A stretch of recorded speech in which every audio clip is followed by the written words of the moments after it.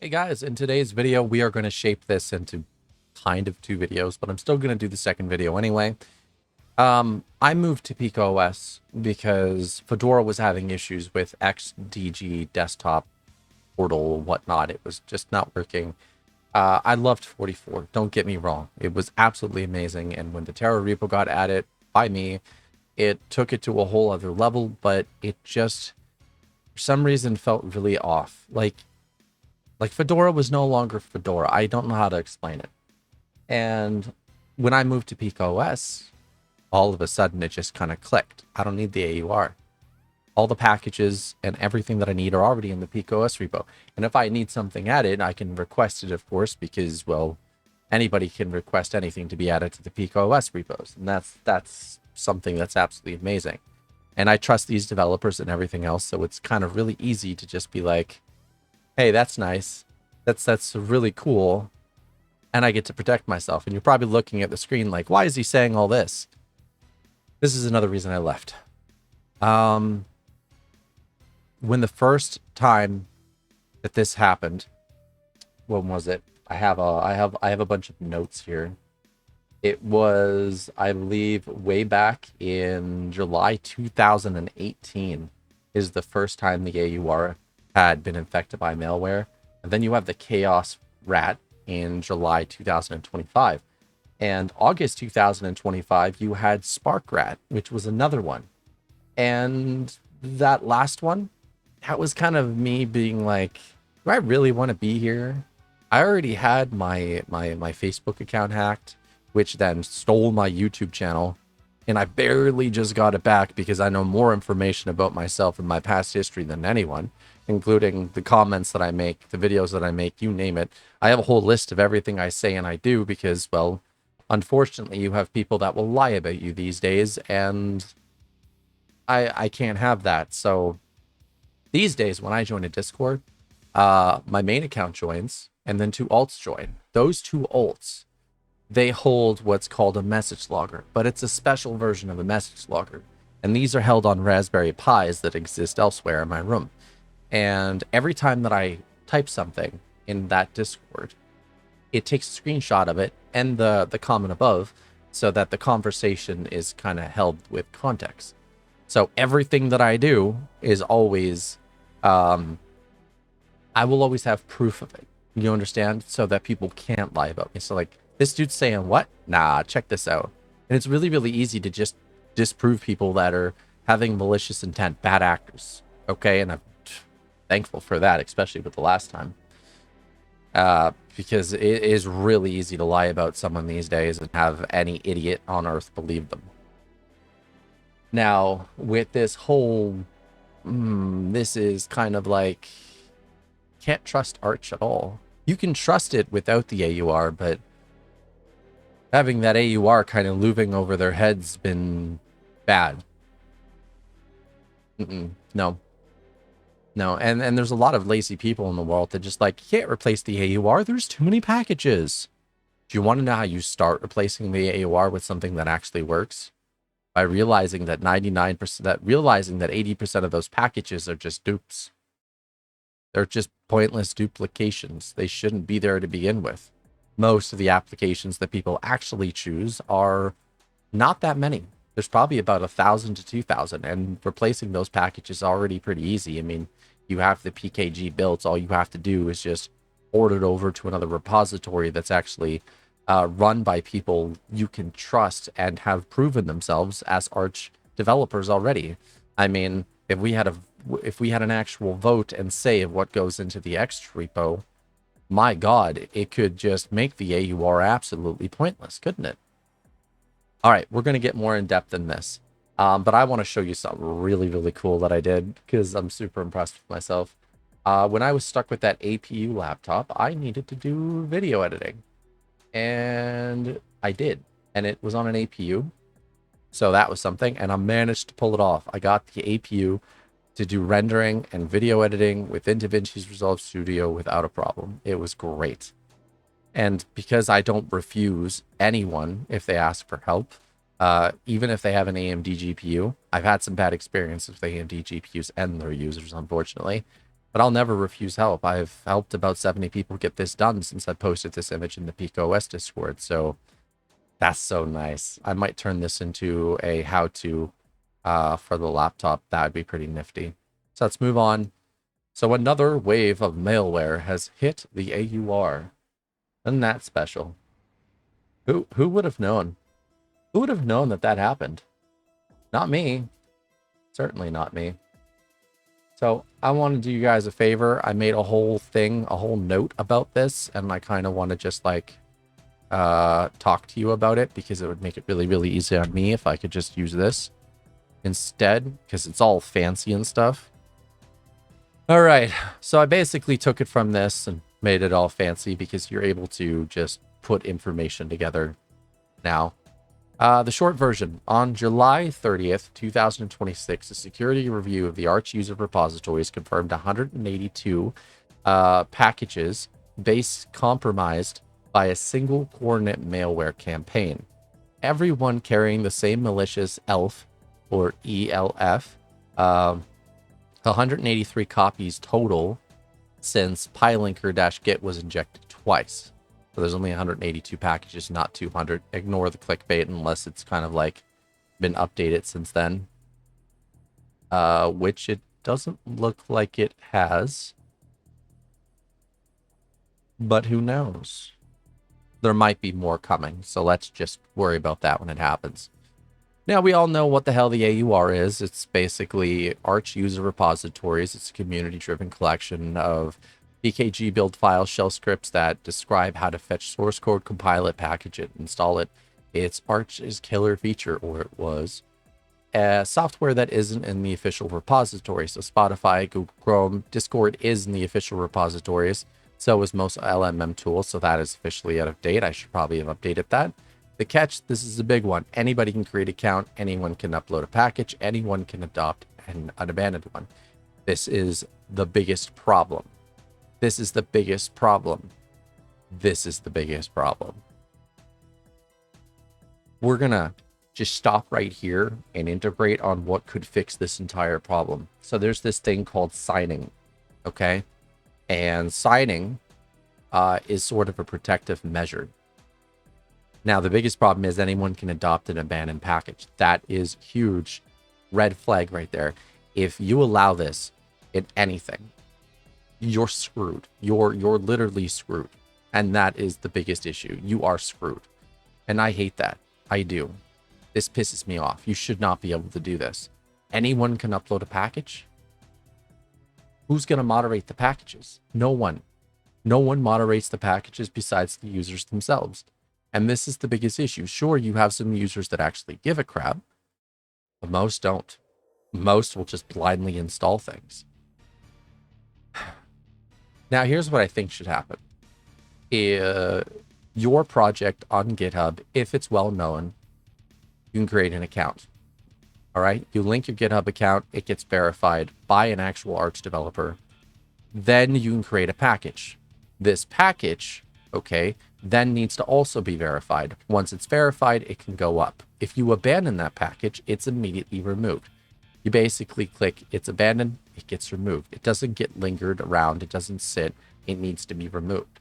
These three measures can absolutely save the AUR, but they're going to just not do that. And if they do that, thank you. Hi, thanks. Thanks for doing that. Thanks for actually taking responsibility and accountability for your failures. You know, that'd be great. You can do that more often. Now, the Arch Wiki says it plainly. AUR packages are unsupported, user-provided content. Use at your own risk. There is no code review before a package appears. The entire safety model rests on community vigilance and package reputation. Votes don't count. Votes don't matter. If you could take over someone's package, you can manipulate votes, comment section, and other. You can create 1,000 different AIs accounts to upvote your projects. And what? You think this matters? You really think this matters? It doesn't. This is just another thing to manipulate. Like right now, if we wanted to, we could go as a people to the PikaOS distro watch, and we could basically set a refresh on that page every time that we open up our browser. That manipulates the count. I mean, this is what Linux Mint does. This is what is it called? That other Linux, MX Linux does. They manipulate their account every day using bots. They never get in trouble. PicOS doesn't have to do it. It's just popular. But other distros do it in droves, and it's sad. Now, July 2026, Wave attacked both of these pillars simultaneously. So, again, they do nothing. The attack adoption injection spoof. So what happens is it finds an orphan package. When a maintainer amends a package, it becomes orphaned, and the AUR allows any registered user to claim it with a single click. So it adopt masses. Attackers systematically adopt an orphan package, many with years of history, votes, and established user trust. Again, what did I just say? What the did I just say? And what happens next is they inject the payload, the malicious commit stages of the ELF blob in the PKG build source files array under benign plausible build tool name, so formatter, compressor, migrator, and adds an inject sudo invocation to the install path so the build executes as root, or at a minimum triggers an inactive sudo prompt that many users absentmindedly approve. And then they spoof the Git metadata. 88 of the malicious commits fake the Git author's identity, making the change look like it came from the package's original trusted maintainer. Arch staff later confirmed the impersonated accounts were never actually compromised, metadata forgery, and not account theft. So, one extra wrinkle, GPU screen recorder UIK when Git also injected sterilizer into the depends array, hostile dependency metadata that could drag in an unverified package of the name during dependency resolution. Result, the name, history, trust survived, but the hands on the wheel changed. Users who had safety used a package for years got a malicious update that looked routine. A full list of 28 aliases in the detection regit, and yeah. So, this is where we get into the meat of things. Juicy meat. All right. So the payload, one binary 182 packages. Every malicious package carries the identical executable, the fingerprint that all ties 182 injections into one. Again, there was a duplicate file. There's the Git blob, all the information, right? There's the key imports right there, the decode behavior. So what happens is downloads and launches the Tor expert bundle that waits for the bootstrap to be 100% before phoning home to this address. Second stage of retrieval fetches a fellow on agent, which sits in here constantly. Then it goes system user systemd units in here like this, keeps user units running after logout. And again, it's cross-platform, by the way, and it targets data locations. It's all right there. That's all your stuff, your passwords, your certs, like your caches, your home, all of it, your bank passwords, things like this are all sitting in here, even though they should hell be locked down in a fucking container. Let's be honest, they should be locked down in a container.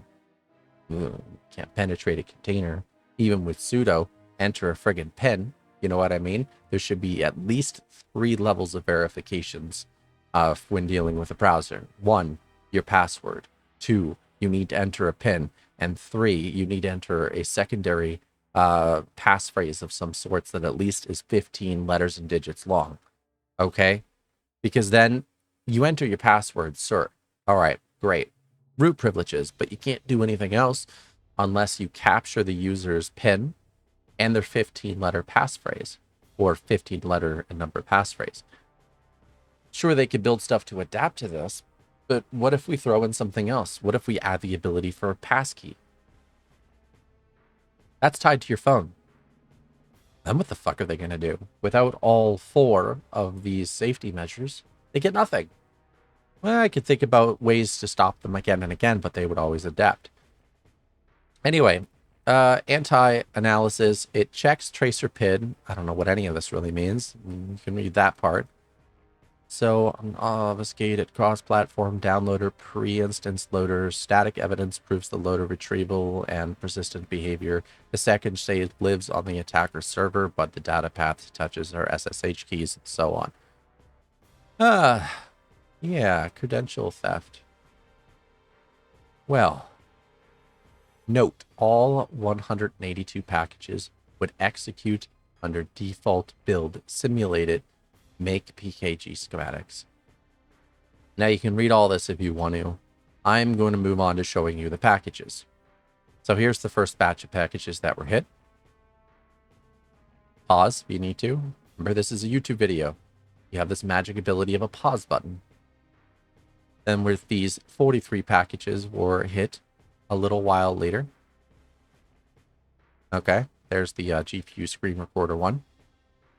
And then we had 61 other packages hit. Again, there's Pylinker-Git. That was number 183 because it was done twice. And then we had these 3 packages hit after. And again, I don't know if any more has been hit, but I need to go check. All right, so as of right now, the packages have not changed. Still 182. All right. Now, again, there's other things. Here, I believe, still infected snapshot. Yeah, Yeah, there's a bunch of stuff here that I don't need to really go over with you. There's the past attacks and everything else. Okay, so I'm going to exit this and we're going to have a wonky little chat. Look, you might be terrified. If you're on Arch and you've used the AUR and you have these packages, you might be scared to death. Back up all your data, wipe the drive. Go into every account that you use on there and change the password. That's all you got to do. All right. Your information has already been had. Do yourself a favor. I suggest creating a 15-letter password, mixed password, so that you can change things up. If you need to, you can grab Microsoft Edge on your phone and do all of this because it has the ability to generate really extreme passwords. Or you can go ask AI to generate you passwords. It doesn't really matter. As long as it's something pretty complicated, you'll feel a little more safe.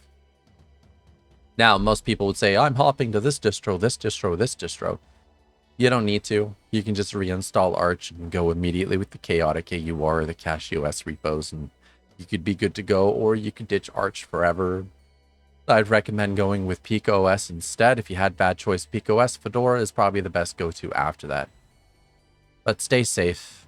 The fact I have to make a video like this 2 days in a row, it is what it is, but at least you know. Bye, everybody. Stay safe.